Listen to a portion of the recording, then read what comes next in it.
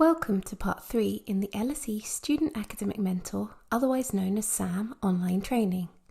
This series of short online training videos will give you all the preparation you need to start mentoring successfully. Please watch these training videos carefully in order, as there will be follow-up questions for you to answer to ensure you have listened to the advice. In Part 1, you were introduced to the fundamental principles of mentoring itself and mentoring at LSE. In Part 2, we looked at your roles and responsibilities as a SAM and the commitments we expect you to make.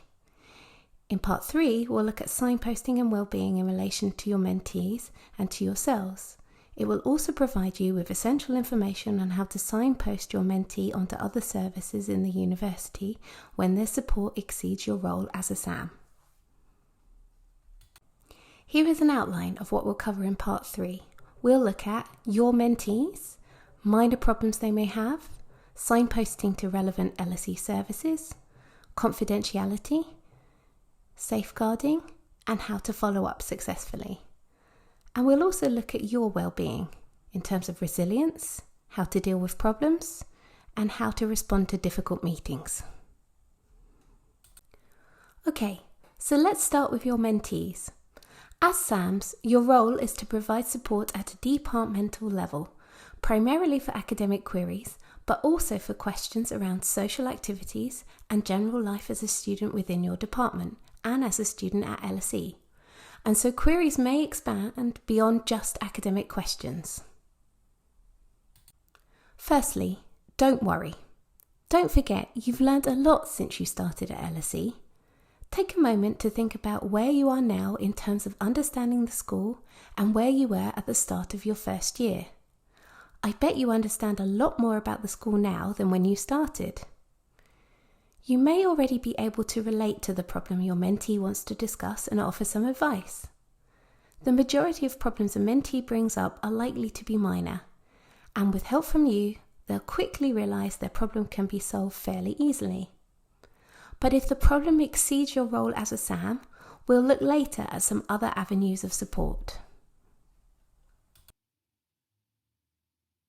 With good knowledge of the support mechanisms and services at the LSE and in your department, you'll be able to signpost your mentee to the right place. What's important is to recognise when a person needs more help than you can give. SAMs are not counsellors and do not need to be, but SAMs do need to know the university well and where to direct their mentees to the right kind of help. Your role is to focus on the academic side of support and to make sure if it's a problem that goes beyond your role, your mentees are signposted to the right part of the university. As a SAM, you do not need to know everything, but you should know who to direct a mentee to if you can't help.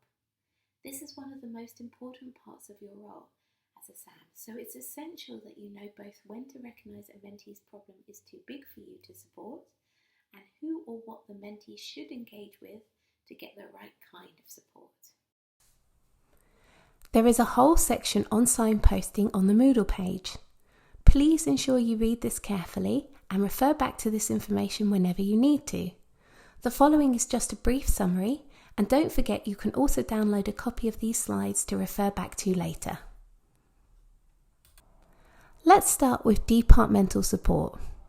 This includes your undergraduate program administrator, who will know your department in and out and be an excellent source of support. The departmental manager, who knows the whole department in the kind of detail that means if they don't know the answer, then they will probably know who in the department does. An academic mentor, either yours or the mentees, are an excellent source of advice and guidance on academic and pastoral issues. In some departments, you'll find there are also undergraduate advisors, specifically there to support with undergraduate issues. And individual lecturers and GTAs can also be sources of support too. You've probably got to know a few in the last year and know already who may be most helpful. Don't forget the other professional services staff too. The link on this slide is just an example of the multitude of people in a typical department that could be able to help. But remember, you know your department well. Who have you found really helpful in the past?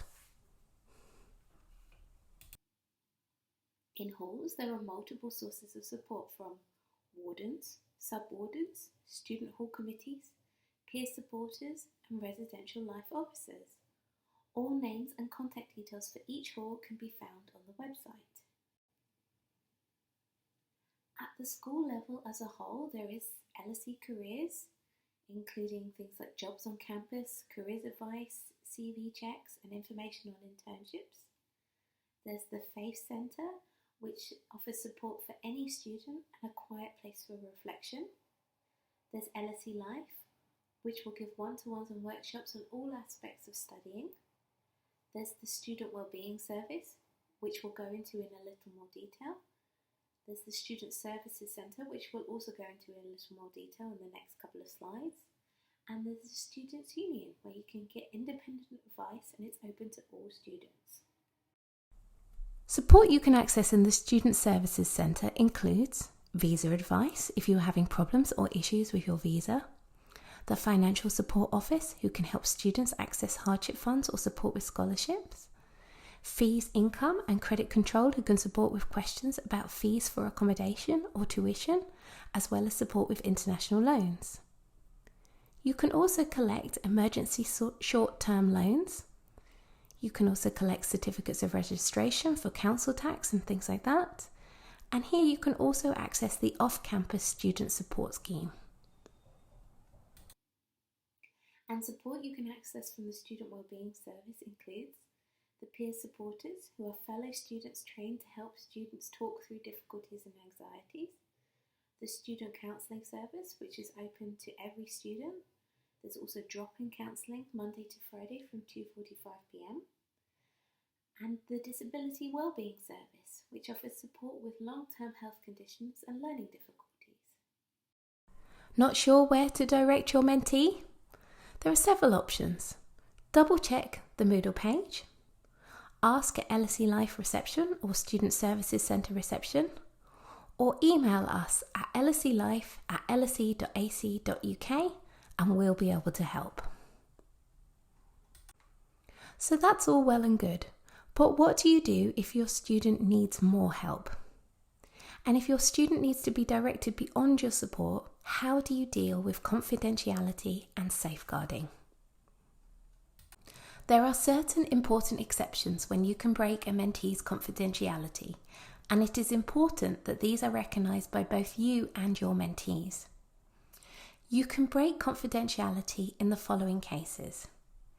If you and your mentee both agree that you can speak to someone else about an issue or problem, whether that is an academic from your department or student services or someone similar. If you believe that there is a risk of harm to the mentee or any other person based on something that the mentee has said, or that a crime has been or is going to be committed. In these cases, you are obliged to report the issue to a member of LSE staff. For example, staff in your department, the Counselling Service, Student Services Centre or LSE Life. In an emergency, the LSE emergency number is 0207 955 6555 and the public emergency number is 999. Further information about emergencies and what to do if you're worried about someone is available on the Student Wellbeing Services web pages.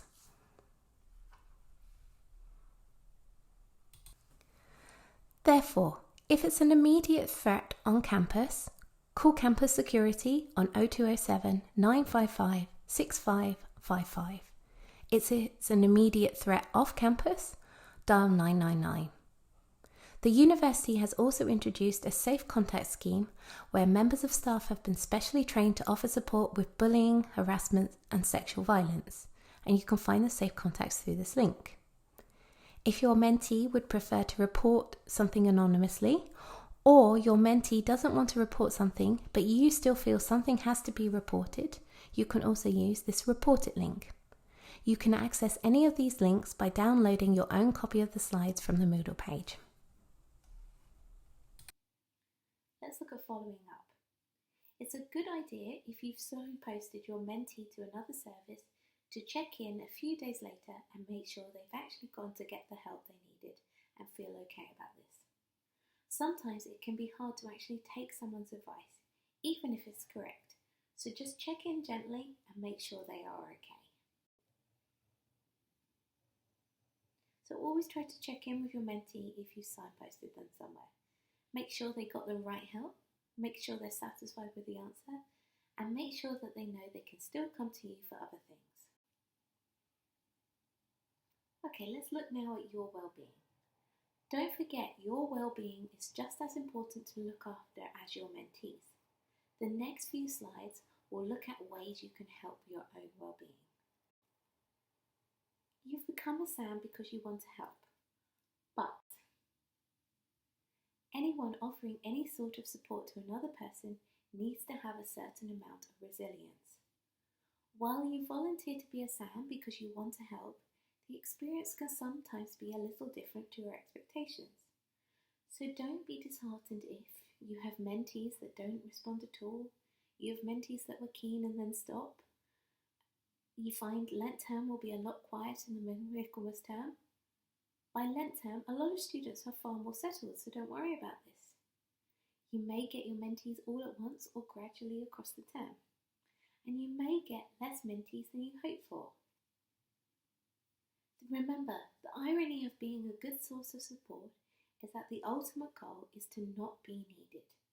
Don't take it personally if your mentee doesn't need you anymore. We've already covered this in part 2, but it's worth stressing again. You're a volunteer. This isn't a job, so if you are having problems with the role, just let us know. It's okay if you need to stop or just take a break. Being a mentor and spending time helping and advising someone else might sometimes be a little draining. You need to look after yourself well so that you can continue to have the physical and mental energy to support others. Here are some top tips to help you find the right balance. Have a fun activity post-meeting planned. Sports, a movie to watch, catch up with some friends or some coffee can all help you relax a little bit. Write it down. Put tough experiences on a piece of paper and then throw it away if you need to. Talk it through with others. Speak to LSE Life, family, friends, to the counselling service if necessary, or one of the peer supporters. If it gets too difficult, let us know. And go for a walk to refresh your mind. We've all recently found the benefit of going for walks for our mental health, so this is an important thing to remember.